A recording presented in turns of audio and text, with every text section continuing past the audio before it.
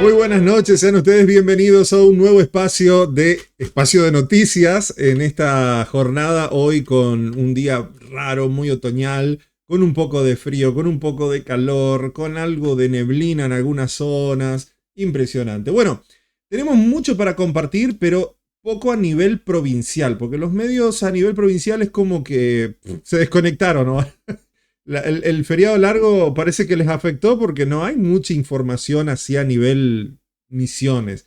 Hay hechos policiales, hay cositas, pero en lo político hay cosas que están pasando muy fuertes, impugnaciones, peleas internas, que a mi entender creo que al votante común ni fu ni fa, digo, al que le gusta la política está interesante, a mí me interesa. Pero el votante común es como ir a un supermercado y elegir un producto, si le gusta lo compra y si no le gusta no lo compra. No quiere saber cómo fue la cadena de producción, si el camión que trajo el producto se le pinchó la goma o no, si el chofer fue cambiado y vino otro. O sea, la gente quiere el producto en góndola, comprarlo y irse a la casa. Yo creo que un poco por eso es que no hacemos tanta insistencia en temas políticos. Pero bueno, hay gente que le gusta saber el run run.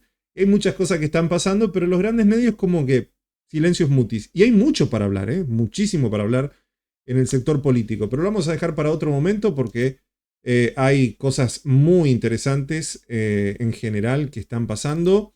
A ver, en lo que se refiere quizás a nivel político nacional, sí, hay mucha información. Y a lo que pasa a nivel provincial. En policiales hay un montón. Voy a empezar justamente con policiales de nuestra región. En la madrugada de hoy, un camión con tabaco volcó sobre la ruta provincial 13, kilómetro 10 de la localidad del Soberbio. Vendría a ser el ex kilómetro 10 porque es ya llegando al Soberbio. Me pareció muy interesante esta foto porque ven la fardo de tabaco, la luna de fondo, el policía parado en el camino, una escena interesante. Por suerte no hubo ningún herido. No se sabe muy bien por qué despistó el camión, si reventó un neumático y posteriormente vuelca. Es un Ford 1400 puede ser, no sé. Conducido por Tiago Felipe de 32 años, que viajaba junto a José de 30 y Marco Roberto de 40.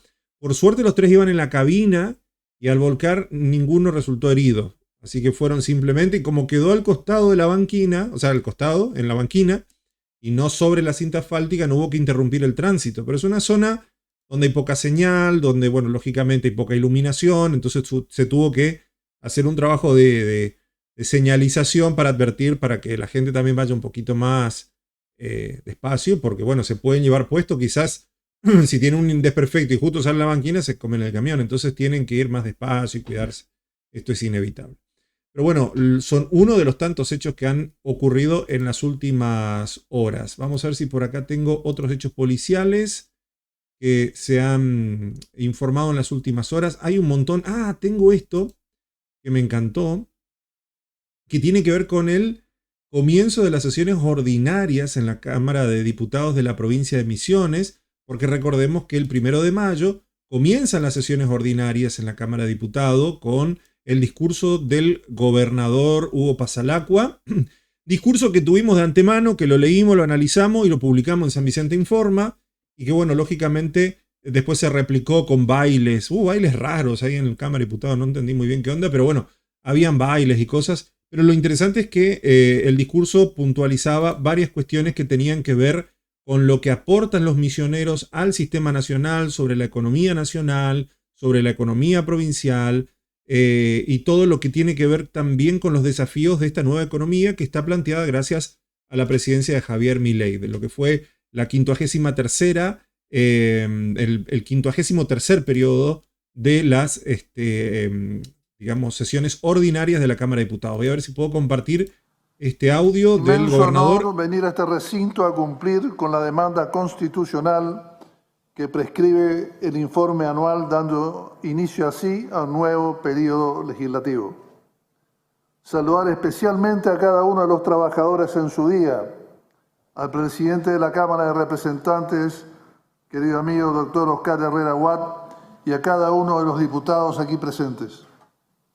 A la presidenta del Superior Tribunal de Justicia, doctora Rosana Michelutti Sartori. No veo lejos. sus ministros y en ellos a todo el Poder Judicial, al querido amigo vicegobernador contador Lucas Romero Spinelli, a los intendentes que nos acompañan, un montón, buenísimo. Muchas gracias.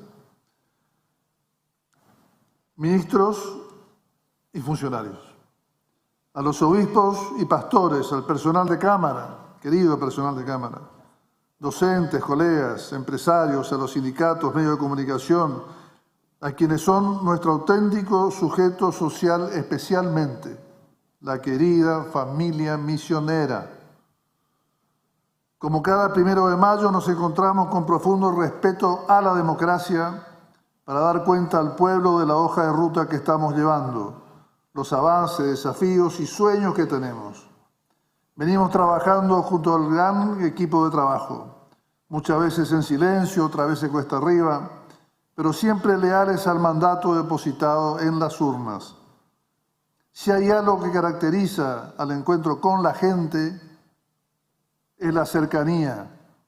Escuchamos a todos con la misma atención. Caminar, reunirse, compartir la mesa, un acto, una entrega de título, lo que fuere, nos permite gestionar soluciones sin grietas, teniendo siempre presente el concepto del siempre recordado Papa Francisco, la cultura del encuentro. Lo primero que dijo apenas asumió, la cultura del encuentro.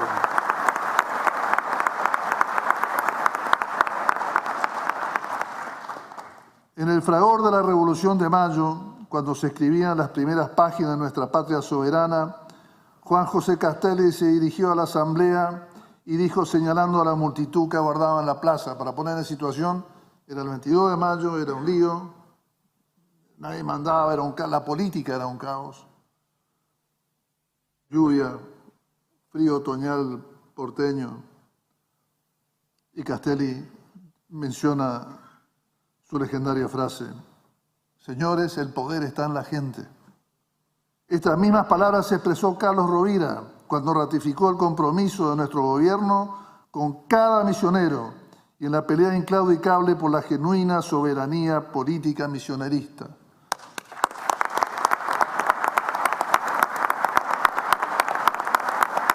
Esa frase simple, nítida, resume nuestra concepción de gobierno. Los cargos son siempre temporales, por lo que no debemos olvidar jamás ante quienes rendimos cuentas, nuestros comprovincianos, que decidirán si hemos asumido o no con las responsabilidades por ellos asignadas y que con humildad debemos ejercer. Para dar eficiente cumplimiento a este contrato electoral, fijamos reglas de juego claras para tener un Estado suficiente. Miren, si hay algo que quisiera que hoy se recuerde, es este concepto de Estado suficiente, que creo que es el signo de este tiempo. Este Estado suficiente, que no es sinónimo de grande ni pesado, es el que promueve el desarrollo integral de un mercado vigoroso para que crezca y genere empleo. Así, mediante esta coordinación entre lo privado y lo público, se confluye en una dialéctica, se atiende a la vez las desigualdades sociales y se apalanca el crecimiento económico genuino para el bien común. Para facilitar la iniciativa privada y la generación de empleo, el sector público debe poner en pie la infraestructura necesaria. Infraestructura necesaria. Sin infraestructura no hay desarrollo. Y cuidar los recursos para devolver cada peso de los contribuyentes en servicios esenciales que solo el Estado puede brindar en forma equitativa y en todo el territorio. El ejercicio pleno de la libertad requiere garantizar acceso a condiciones mínimas que hacen a la dignidad del ser humano, y allí apunta nuestro esfuerzo. Gobernar para todos quiere decir eso, para todos. El que tiene recursos y el que no los tiene. La población más vulnerable. Bueno, parte del discurso, dura 15 minutos el discurso en el recinto de la Cámara, habló de la soberanía del equilibrio, esto fue lo primero que habló, el Estado suficiente, que lo resaltó, la relación con la nación, dice, más tarde el jefe de gobierno de Misiones destacó la mejora en la calificación crediticia de la provincia, esto tiene que ver con un esfuerzo La clasificación es BB+. Esto quiere decir que está bastante bien, porque hay superávit fiscal en la provincia de Misiones. ¿Qué quiere decir esto? Que en teoría gasta menos de lo que le ingresa. Y esto tampoco es un obstáculo para poder lograr acuerdos con el gobierno nacional. Hay una deuda histórica, esto es algo que ya lo venimos hablando desde hace muchísimo tiempo, décadas diría yo, porque lo que hay es una redistribución paupérrima de los fondos. Las provincias aportan demasiado a la nación y la nación aporta muy poco a las provincias. Esto es algo que viene dándose desde hace décadas, o sea, no es algo de estos últimos 16 o 18 meses. Entonces los reclamos por los fondos, por el régimen de coparticipación federal de impuestos, hoy castigan a la economía privando de recursos fiscales que se pueden generar en Misiones y las arcas nacionales apenas por goteo la devuelven. Históricamente ha sido así contra el designio vamos a luchar a diario, dice justamente el gobernador. Después el tema de la producción y la frontera, la identidad y el proyecto político, la continuidad institucional, hablando sobre, bueno, evitar tapar el sol con las manos. Tenemos grandes desafíos, temas pendientes en un país, en un mundo que aparentemente aparecen estar más alejados del sentido común y una visión humanista. Esas son palabras del gobernador, es observación de él. Y además gobernamos para que la gente viva un poco mejor cada día, ni más ni menos. A ver, yo diría que más sí, menos, obviamente que no, pero más. Vivir un poco mejor cada día, más ni menos. O sea, no lo sé. Bueno, la cuestión es que hay un discurso muy interesante, lo hemos publicado en San Vicente Informa casi en su totalidad, y acá también está publicado. Es un discurso muy interesante y complementa de alguna manera lo que es este comienzo de las sesiones ordinarias, y veremos qué pasa en estos próximos meses dentro de lo que es la parte legislativa, cuáles son los proyectos que se van a presentar, más en un año de elecciones, donde se renueva la Cámara de Diputados como cada 2 años. Y en estas ocasiones, bueno, tenemos un montón de candidatos que gran medida es un poco raro, porque en las listas del Frente Renovador hay mucha gente que hoy son libertarios. De hecho, en la página del propio Frente Renovador vemos páginas o sea, los candidatos sacándose fotos con Adorni, con, no sé, con Martín Menem, no sé si con Karina, creo que no, pero he visto ahí varias gente del mundo libertario sacándose fotos con los candidatos a diputados que están hoy en las listas. Y después tenemos gentes en las listas de los partidos libertarios que tienen relación con el Frente Renovador. Así que es una cosa un poco rara realmente todo lo que pasa en este año electoral. Pero bueno, muy interesante sin dudas. Bueno, por otro lado, destinan 500 millones de pesos a el proyecto de reintroducción de yaguaretés en la reserva de la biosfera Yabotí.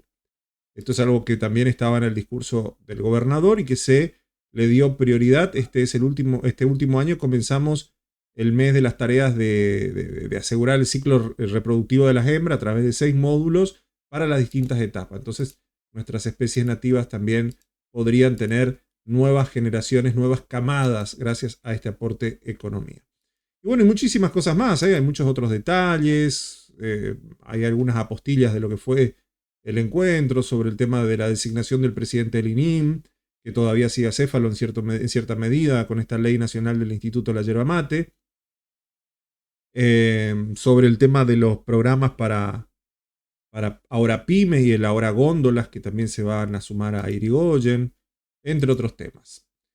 Y bueno, lógicamente se habló también del tema de la importancia del trabajo y la renovación de la política, y así también de los nombres de quienes van a formar parte de las listas.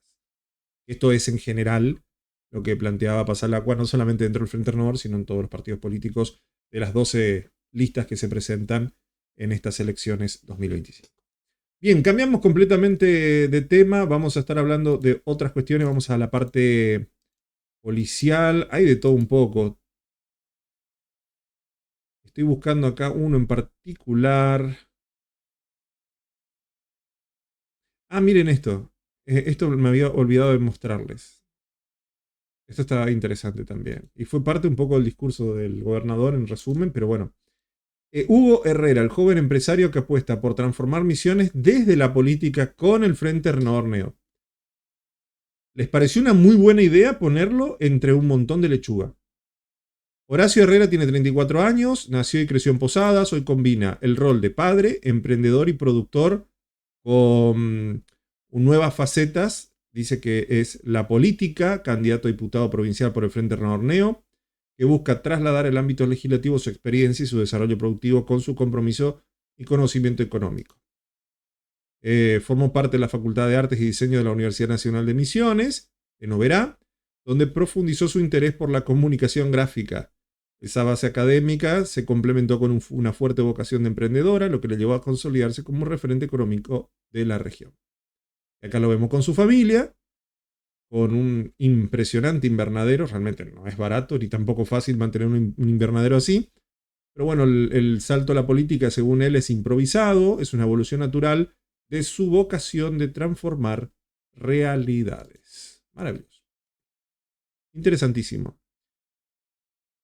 Seguridad en el fin de semana largo.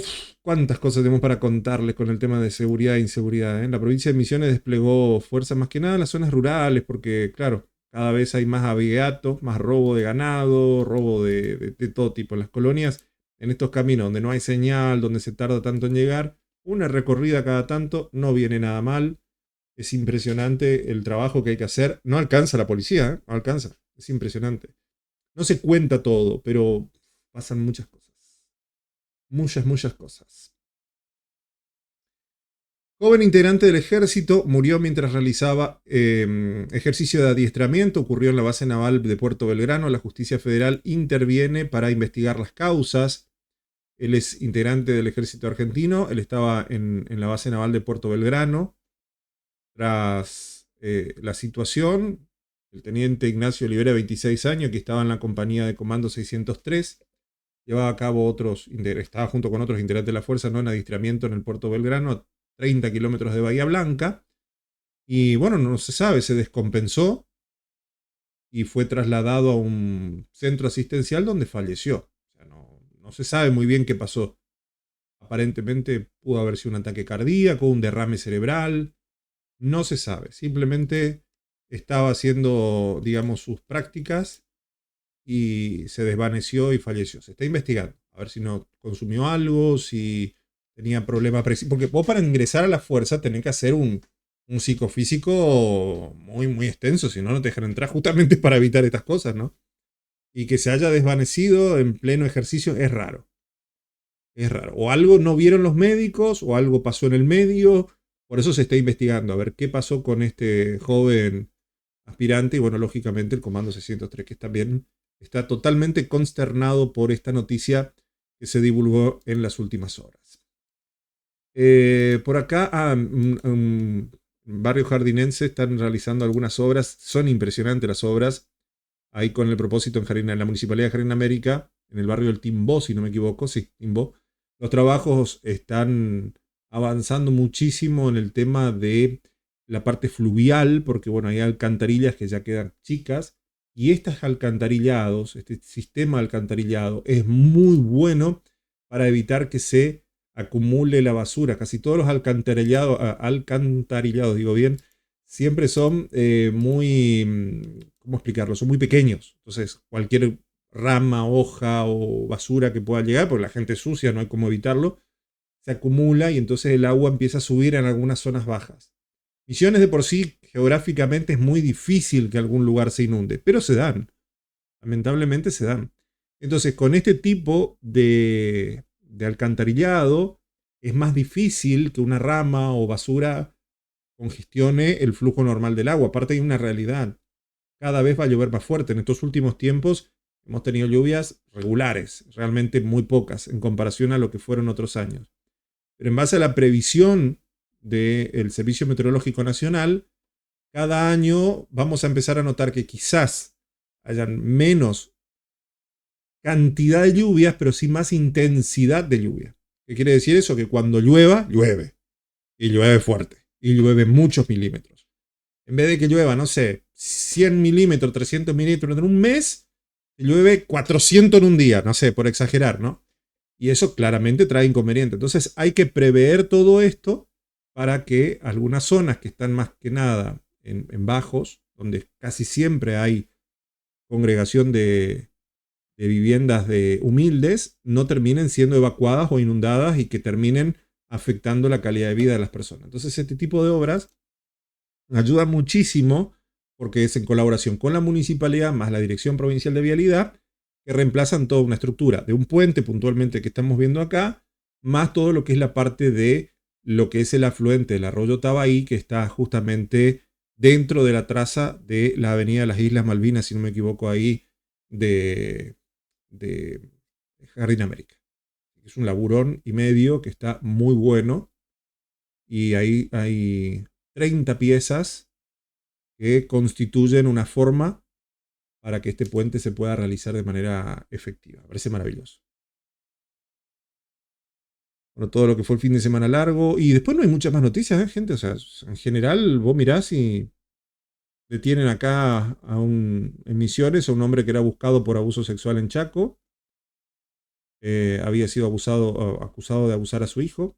Yo creo que nosotros no terminamos de entender ni de dimensionar la cantidad de hechos de estas características que hay solo en 2 de mayo. No vamos a entrar en la provincia, no. Limitémonos solo a 2 de mayo. Solamente la gente de acción social, la policía, eventualmente los médicos en el hospital y bueno, quizá algún que otro docente, sepa lo que realmente está pasando en nuestro municipio y en todo el Alto Uruguay. Porque es brutal, gente. Es brutal. No es ahora, es en estos últimos 10 o 15 años donde se ha aumentado la curva de situaciones intrafamiliares, pero duele mucho porque se arruinan vidas. A mí me ha tocado justamente ayer, antes de ayer, entrevistar a un joven que estaba al borde de terminar con su existencia. Tengo que cuidarme con las palabras porque esto sale en YouTube, entonces, dependiendo de lo que digas, te censuran.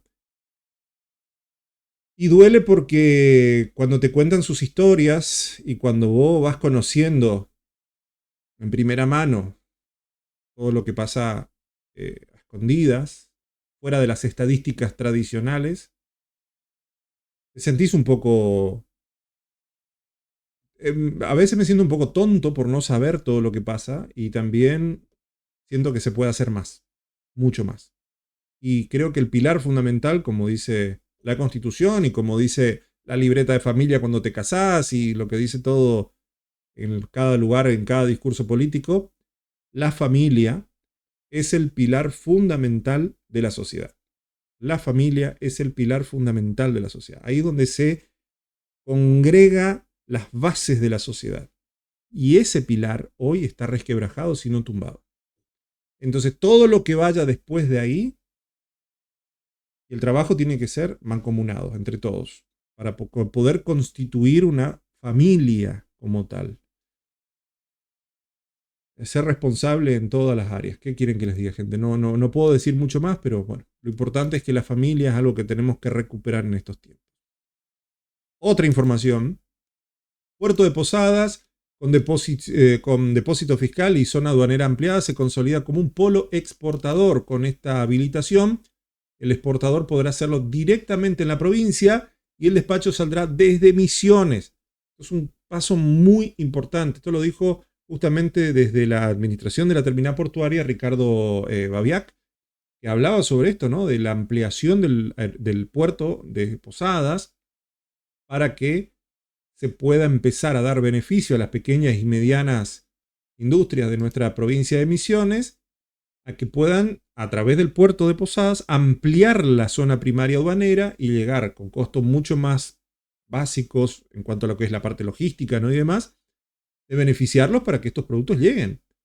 O sea, que puedan llegar a través del puerto de Buenos Aires y posteriormente al resto de los países, incluido China, Estados Unidos, Rusia, Italia, qué sé yo, Europa en general, no solamente Italia, digo yo. Pero son 21 países productivos que hoy están alineados con la provincia de Misiones que tienen estos beneficios. Entonces, si vos, por ejemplo, exportás té o exportás, no sé, muebles, que vos puedas hacerlo directamente a través de la zona portuaria de Posadas y ¡pum!, mandarlo directamente a Europa. Eso es un golazo de media cancha, gente. Un golazo de media cancha. Porque te ahorra un montón de guita. Después lo que hace falta también es la parte de los trenes. Porque camiones, que ya saben ustedes cómo es el tema de los camioneros y demás que tienen su agrupación, son transportes mucho más pequeños, con mucho mayor costo. En cambio, trenes, Misiones puede aumentar la producción de todo, no solamente de las producciones primarias, un montón de otras cosas más, y directamente al puerto de Buenos Aires y cobrar después. Me parece eso, que ahí está el foco. Que el gas llegue a Misiones, que se mejore la infraestructura eléctrica como lo vienen haciendo. Muchos se quejan de EMSA, de la cooperativa y otros más, pero realmente lo que se ha invertido en estos últimos 24 meses en materia energética y lo que viene, esperemos que el gasoducto llegue pronto también, y si se llega a ampliar el sistema de rieles, el sistema nacional tranviario, ya está. Y esto es algo que es gracioso porque me acuerdo que mi abuelo lo contaba. O sea, no es algo que surca con Javier Milei ni nada por el estilo. Esto es algo que se viene hablando de hace décadas. Así que, para empezar, está bien, ¿no? Este tramo Alto Paraná. De hecho, Pasalacqua lo dijo en su discurso acá. En lo que es la parte de la licitación de la vía navegable troncal, que facilita, por ejemplo, el comercio de grano, fertilizante, carga de refrigeración entre Brasil y Misiones, que eso también es importante. Y con proyección hacia el puerto de Santa Ana, ojo. Y Bayac hablaba justamente de que el gobierno provincial reclama al gobierno argentino y Paraguay también que se sienten a diseñar un proyecto conjunto que le permita la navegabilidad total de esta vía de lo que es el Paraná.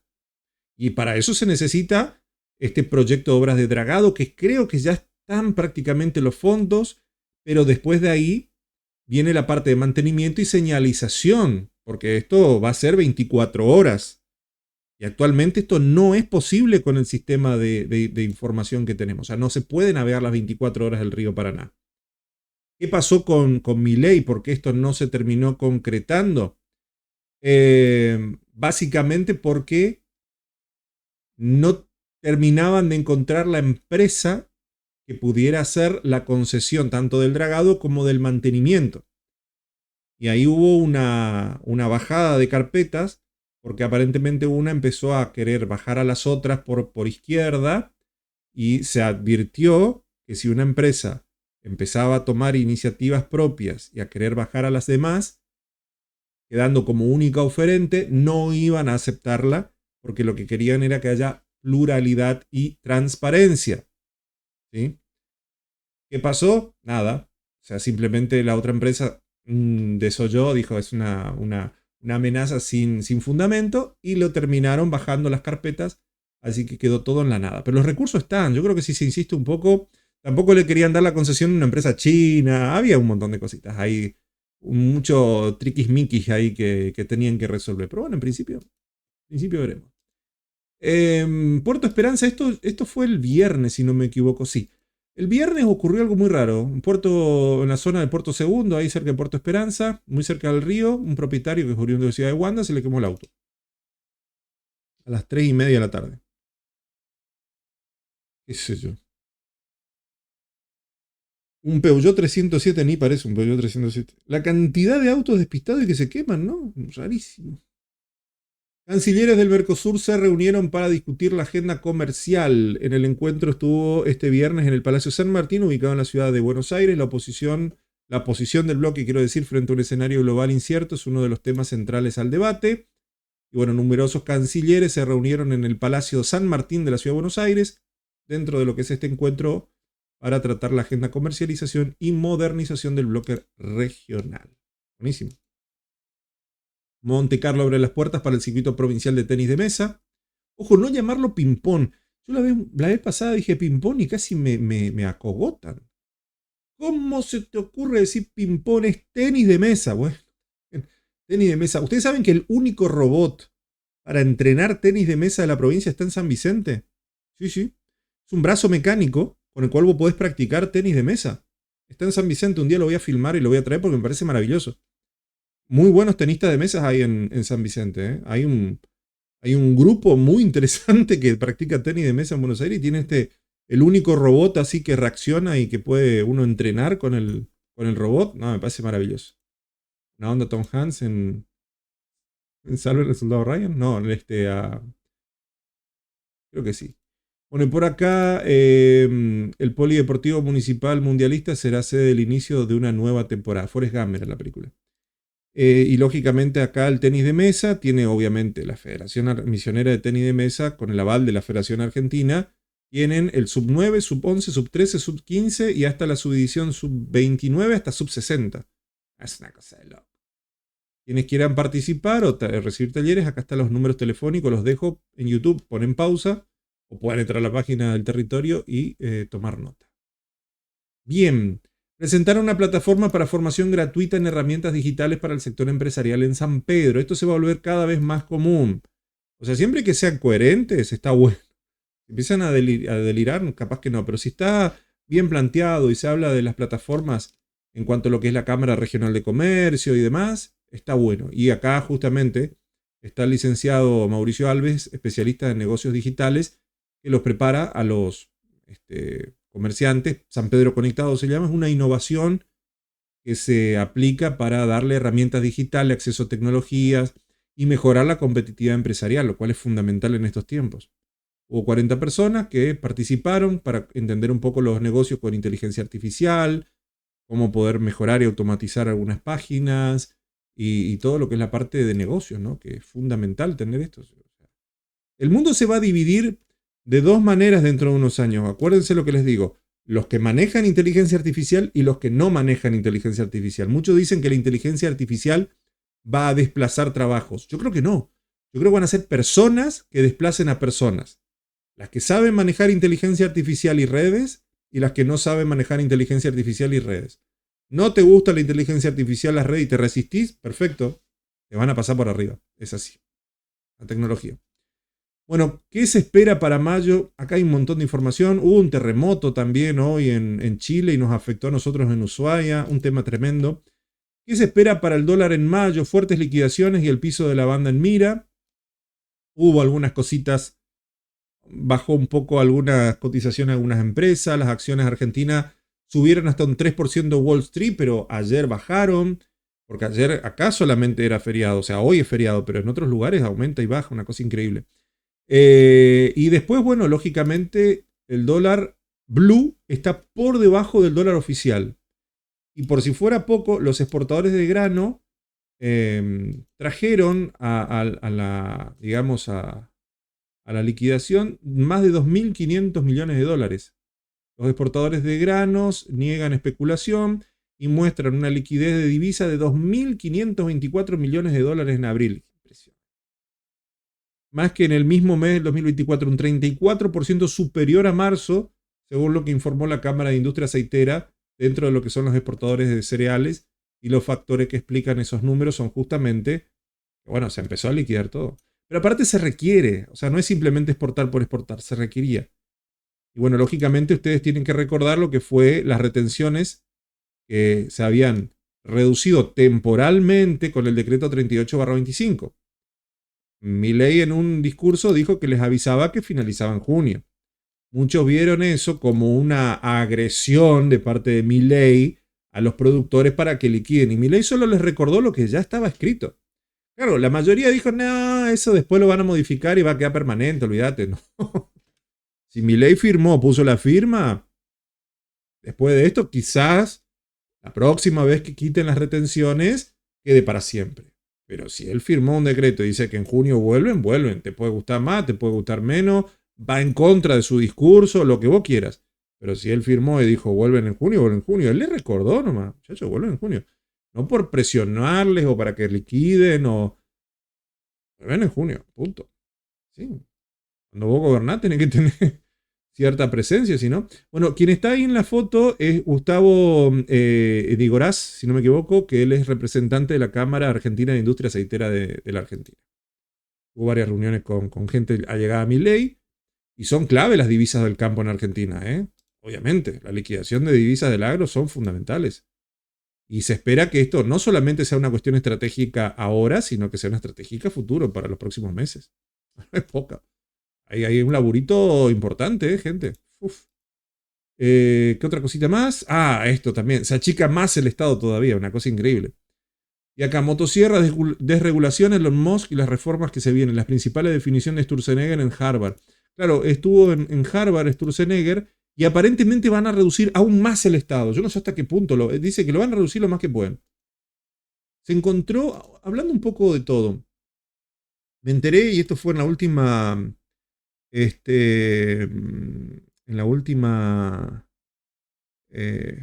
conferencia de prensa de Adorni, que no tengo tiempo para traerles ahora. Él dijo que encontraron en el sector del capital humano, dentro de lo que sería derechos humanos de la nación, encontraron una habitación donde se estaba utilizando para tipo editorial o una sala de redacción para un diario digital para les trabajadores y estudiantes de la Argentina. Y utilizaban el wifi del lugar. Era como una habitación secreta. Abría una puerta y era una redacción de diario. Ahora, por más que sea chiquitito, esa redacción de diario tenía algo así de 16 millones de pesos por mes en sueldos. Algo así de 200 millones y algo por año. Para una página que era crítica a la gestión gubernamental, pero que no tiene nada de malo que sea crítica al gobierno nacional, pero era pagado por el gobierno nacional indirectamente, entonces se la cerró. Después el dominio seguirá seguramente con capitales privados, pero no más con fondos públicos. Estaba escondidita ahí, cuántas cosas. La vez pasada, en donde habíamos encontrado también, ¿cómo es? En un área ahí de administración, un gimnasio que tenían en lo que es Arca ahora, lo que antes era la FIP, que había una llave donde solamente los directivos podían entrar, y vos entrabas y había un gimnasio ahí, con personal trainer y todo, para que vos puedas hacer ejercicio, qué sé yo. El encargado justamente del gimnasio cobraba casi tanto como el presidente de la nación, y el encargado del Arca, o lo que vendría a ser Exafip, cobraba 32 millones de pesos por mes. A ver, es un cargo importante, tienen que cobrar bien, pero el presidente de la nación cobra 3,5 millones de pesos. Y el que manejaba la FIP, 32 millones de pesos. Creo que hay una desproporción enorme. Pero no voy a traer la conferencia de prensa de Adorni porque es mucho más extensa, y acá la intención es ver un poco qué decía Sturzenegger. A ver si lo podemos escuchar. So, an element which helped me prioritize where to look at. Sturzenegger habla en inglés, ojo. So far we've been working on it ties up with the previous question. We've been working more on cleaning up the system. My whole work was cleaning the system, not building something new. And I think, for example, when we think about labor reform or a new tax system, maybe after the economic stabilization has been achieved, after the first wave of deregulation has been achieved, then I think we have to start with some structural questions like how is the labor market going to look, how is our openness going to look, how our trade policy is going to look, and how is our tax system going to look. So I think that is, we're moving to a more structural reform agenda after kind of this big impulse of macroeconomic stabilization and deregulation. Okay, pensé que iba a ser un poco más largo el video, pero ahí está. ¿Qué sé yo? Muy interesante. Vamos a ver qué más tenemos por aquí. Tengo que reajustar ahora un poquito la página porque justo la achiqué y ahora tengo que volver a ponerla como estaba. Ahí está. Bueno, en su participación en la Universidad de Harvard hablaba sobre el concepto de la motosierra y la drástica reducción del gasto público, la eliminación y las regulaciones. A ver qué dice por acá. Ley de alquileres, baja del 30% de precios. ¿Qué más hay? Minister of Deregulation and State Reform. I remember we were thinking about the name of the ministry. Javier Milei says, how about we call it the Minister of Modernization? I say, well, not really, because the state doesn't modernize. The state brings us backwards. So it could be a Ministry of Backwardation, which I don't think would be very appealing. Okay, so it's more about deregulation, which is also not simplification, because when you're looking at this structure, maybe it's not a question of simplifying things, it's questioning yourself whether that structure should be there altogether. So we ask a more basic question. So the regulation is one of the themes, and then state reform, which is the chainsaw, is, so you want me to start with the chainsaw, correct? Yeah. So I'll start with the chainsaw, which is the state reform. So the chainsaw is kind of, we tend to think, Milei has one idea, which is that something is going to change in Argentina, and what's going to change is that Argentina is going to have a fiscal surplus. Period. No condition is nothing. Fiscal surplus, always. With a twist, because he says we're going to achieve that fiscal surplus not through an increase in taxes, but through a reduction in government expenditures. ¿Qué sé yo? Sí, ponele. Está interesante. Me parece interesante todo lo que hay acá sobre la agenda de desregularización, recortes. Miren dónde está. ¿Cuánto cambio hubo en estos últimos años, no? Sobre el caso de la yerba mate, esto es algo que abrió, había una ley que regulaba cómo debía empaquetarse la yerba mate para la exportación. Decidimos eliminar esta regulación, lo que permitió al sector volviera a ser mucho más competitivo. Mira, yo no estoy tan seguro en muchas cosas de la producción primaria, de las provincias. Me parece que no. Le falta con cierto conocimiento en algunas cosas. O sea, por algunas cosas pueden estar bien, otras no tantas, qué sé yo. Pero bueno, a producir más. El tema es que las grandes empresas no empiecen a producir y se la vayan cargando a las pequeñas empresas, ¿no? Porque un poco de eso se trata, de las limitaciones, era para eso. Pero bueno, nada que se limite tiene futuro. La idea es cada vez más. Lo que pasa es que ¿cuánto mercado hay de yerba mate realmente internacionalmente hablando? O sea, ¿cuánto más se puede llegar a exportar de todo lo que se ha exportado hasta ahora? ¿Se puede llegar a más de 1.000 millones de kilos de yerba mate de exportación? Hasta ahora estamos en 930, 950 millones. Veremos. Bien, señoras y señores, estamos terminando esta jornada. Feliz Día del Trabajador para quienes no saludé. El martes pasado lo hice, pero lo vuelvo a hacer atrasado, adelantado el martes y hoy atrasado. Nos salimos ayer. Y recordarle que este programa se repite el día sábado. Está en YouTube para que lo puedan ver, compartir. Si nos estás viendo desde YouTube, muchas gracias, dale un like. Y nos estaremos encontrando, Dios mediante, el día martes a las 13 horas con otro resumen de noticias. Y el miércoles a las 18:30. Yo tenía también para traerles lo que fue la audiencia pública que se hizo en el Consejo Deliberante 2 de mayo. Hubo 4 inscriptos, pero solamente una disertante, que básicamente hizo un par de observaciones técnicas que el Consejo Deliberante va a tener en cuenta, y no mucho más. Lamentablemente no hubo nada destacable, fue bastante breve, por eso no lo traigo acá. Los aportes después los vamos a estar incorporando al próximo programa, donde se va a tratar justamente de manera definitiva la nueva ordenanza que va a establecer las normas de edificación en la ciudad de 2 de mayo.